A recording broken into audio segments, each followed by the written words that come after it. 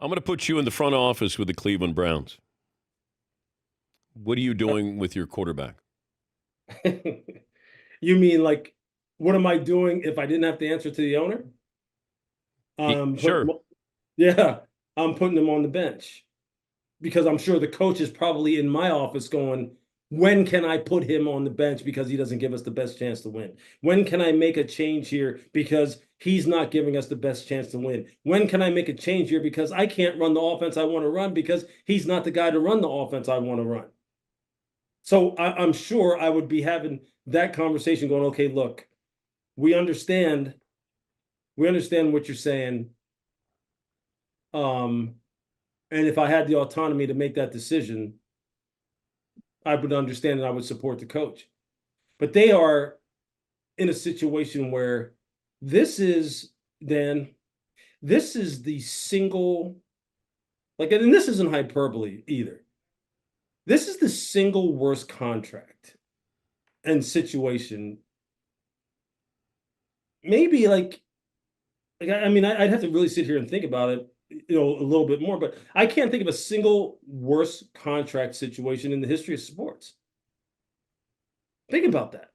I mean, at least Tua plays well when he's in there. I never would have signed him to an extension, given the medical Right. risk. But Yep. Watson just doesn't play well. It's like Yeah. he's vacant when he's out But there. that's it. He's checked out. This is like Tua. I mean, I get it. I get the risk, that they were taking down there in Miami, given his medical history.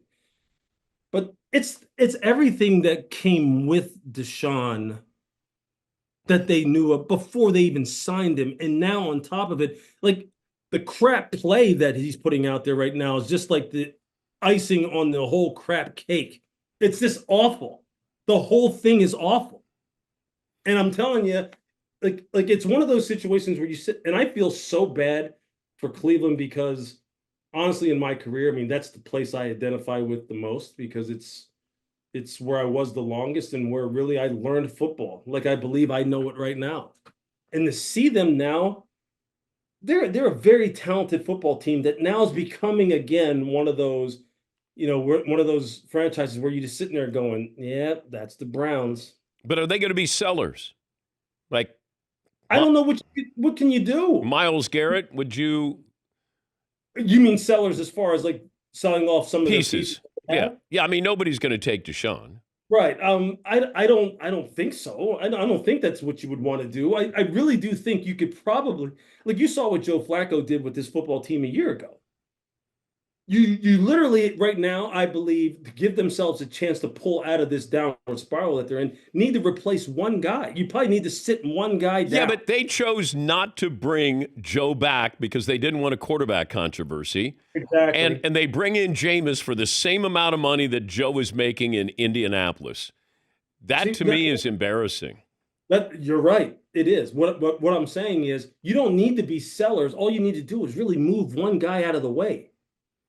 Move him over here, set him right next to Kevin Stefanski on the sideline, and you may see this whole football team turn around in terms of the way in which they play. But so that no, they Yeah. don't need to break everything up. They just need to make one change. But to make that one change would be admitting to the most colossal like mistake in the history of the NFL when it comes to contracts. And I don't know, is ownership willing to do that at this point? If they don't, then this it's just going to get worse. Worst loss of the weekend in the NFL was turned in by who? Oh man, I'll probably say I'll probably say either Buffalo or Pittsburgh. Um, Buffalo because of and Sean admitted it after the game was over about how he handled the end of game situation there, coming out from his own end zone, backed up before instead of just playing for going into overtime. Understanding that Houston had such a big kicker, a kicker with such a big leg, should he have just kind of like forced them to use their timeouts, eat up the clock, throwing the ball three straight times? That's huge.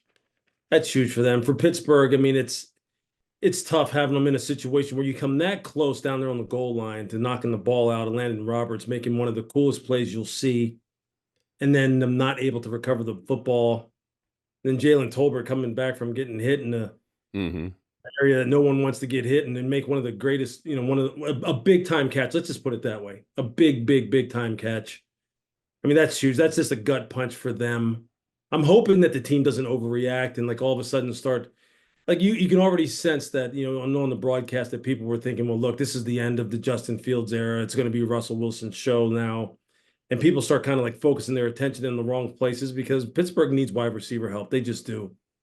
And you saw that a little bit last night. But I think those two losses in particular, they really stick out to me, yesterday. There's others. The Jets game is a huge one too. Everyone will want to talk about the Jets all the time because of just the people's affinity for when to talk about them. But I think the Buffalo and Pittsburgh, yeah, they stand out the most. All right. Josh Allen goes 9 for 30. Yeah. He got his bell rung. Mm-hmm. And went right back in the game. Yep. Nothing changes in the NFL. Yeah.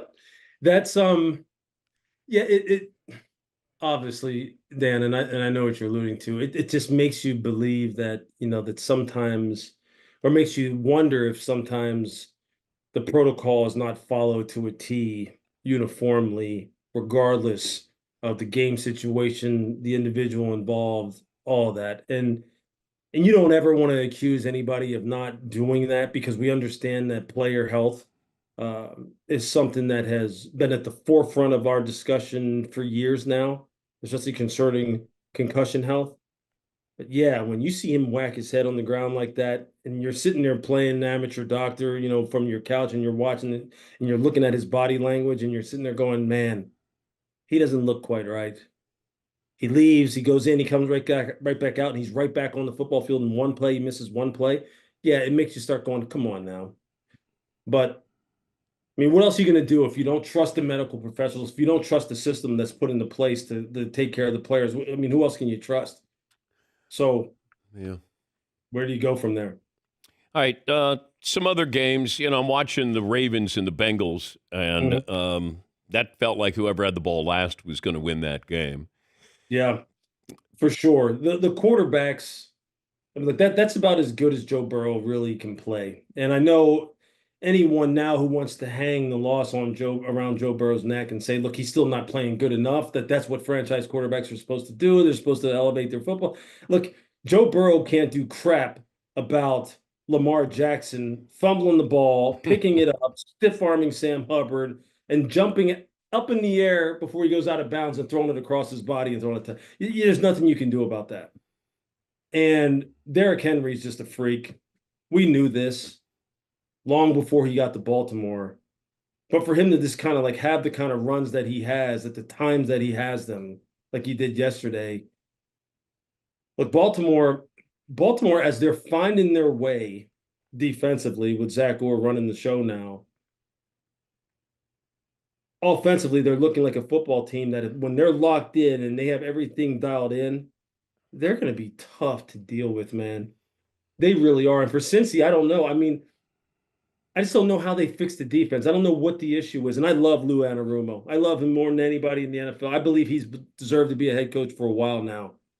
But man, the defense is just not able to just consistently make the plays and the stops that they need to make. And that's why they're sitting where they are.